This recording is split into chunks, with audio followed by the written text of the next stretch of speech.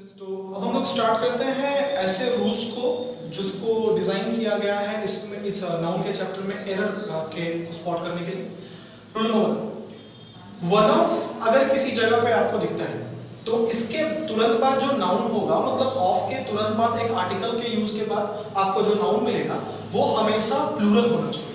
Which means के one of के बाद का जो नाउन होगा वो हमेशा प्लूरल होगा। एग्जाम में जो क्वेश्चंस दिए जाएंगे वो हमेशा सिंगुलर कर दिए जाएंगे। अगर इससे क्वेश्चंस बनते हैं तो यूजुअली इस तरीके से बनते हैं कि सिंगुलर नाउन आपको दे देगा जिसको आपको प्लूरल करना पड़ेगा। इस क्वेश्चन को एक्सप्लेन करने से पहले जो मैंने बोर्ड पे लिखा है मैं चाहूंगा कि एक बार इसका रीजन भी समझ लेते हैं। देखिए, वन का मतलब एक होता है, हम सबको पता है, लेकिन वन ऑफ का मतलब एक नहीं होता। यूजुअली स्टूडेंट्स बहुत बार पूछते हैं क्लास में मुझसे पढ़ाते वक्त कि वन का मतलब एक होता है तो ये प्लूरल कैसे हो गया। वन का मतलब एक होता है, बात बिल्कुल सही है, लेकिन वन ऑफ का मतलब एक नहीं होता। इसका मतलब होता है इनमें से एक। और जब हम लोग हिंदी में भी इनमें से एक बोलते हैं तो ये बात अच्छे से समझ में आती है हमें कि मेरे पास बहुत सारे ऑप्शंस होंगे तो उनमें से एक मैं ले सकता हूं। जैसे अगर मेरे हाथ में 3 पेन है और मेरे पड़ोस में जो स्टूडेंट है उसे एक पेन चाहिए, तो मैं बोलूंगा कि आप इनमें से एक ले लो, टेक वन ऑफ देम।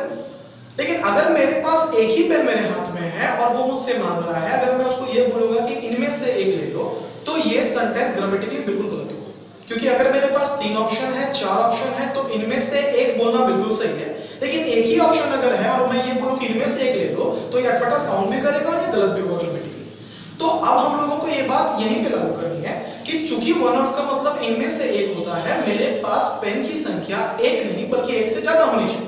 अगर वो एक हो गई तो उसे सिंगुलर बोलेंगे, अगर एक से ज्यादा है तो उसको प्लूरल बोलेंगे। तो यही सिंपल सा रूल यहां बताया गया है कि अगर वन ऑफ लिखा रहा जिसका मतलब इनमें से एक है, तो मेरे पास पेन की संख्या ज्यादा होनी चाहिए, व्हिच मींस मेरा जो नाउन है वो प्लूरल होना चाहिए।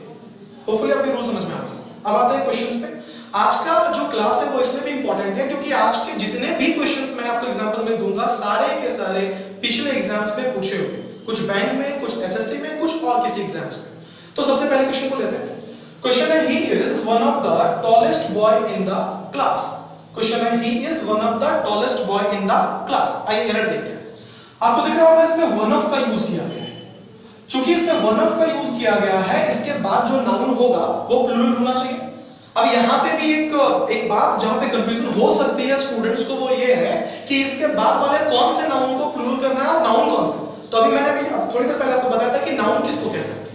तो उस लॉजिक पे आते हैं जो लॉजिक नंबर 3 था कि एस या एस लगा के देखो, जिसके आगे लगा के प्लूरल बन गया वो नाउन होगा। अब इसके आगे क्या क्या लिखा हुआ है वन ऑफ के बाद देखते हैं। द के आगे ऑब्वियसली एस नहीं लग सकता, ये आर्टिकल है। टॉलेस्ट के आगे एस लगा नहीं सकते क्योंकि ये एडजेक्टिव है। बॉय, एक लड़के को बॉय बोलते हैं, एक से ज्यादा को बॉयज बोलते हैं। आगे आते हैं, एक और नाउन आपको मिलेगा क्लास। क्लास के आगे आप ईएस लगा के इसको प्लूरल कर सकते हैं। तो एक बात और मैं बताते चलो जो इस क्वेश्चन को क्लियर करेगा कि वन ऑफ के बाद के पहले नाउन को प्लूरल किया जाता है, दूसरे को नहीं। यहाँ पे जैसे मैंने बोला ना कि 2 नाउन था, एक नाउन था बॉय और दूसरा नाउन था क्लास।